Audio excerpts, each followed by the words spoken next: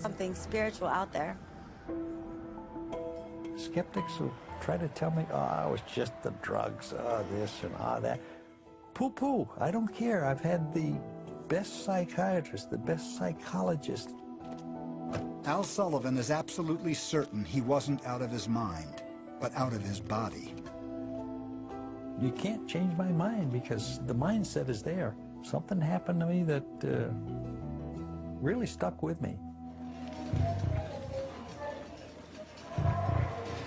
In the operating room, in comes Dr. Takata, whom I had never laid eyes on before. He introduced himself. Hi, Mr. Sullivan. Good afternoon. Dr. Takata. I'm Hiro Takata, and I'm a cardiovascular surgeon. And he told me what he was going to do. We're going to take veins from the legs, and also we take artery from chest wall, and we plan to do 4 or 5 bypasses for you. And I'm listening, listening.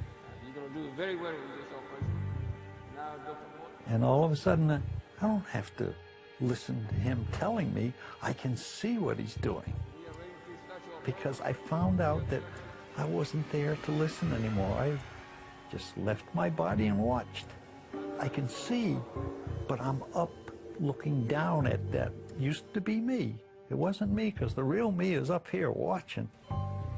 That's when they started putting stuff over my eyes and all kinds of drapes and blankets all around me.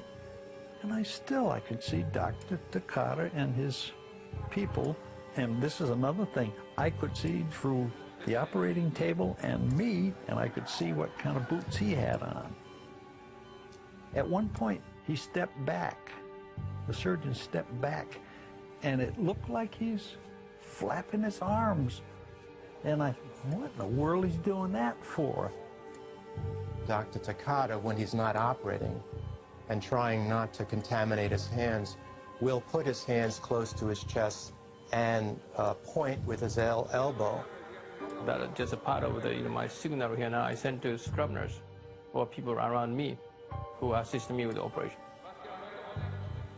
He was orchestrating, do this, do that, do that. And it did seem very foreign to me what he was doing.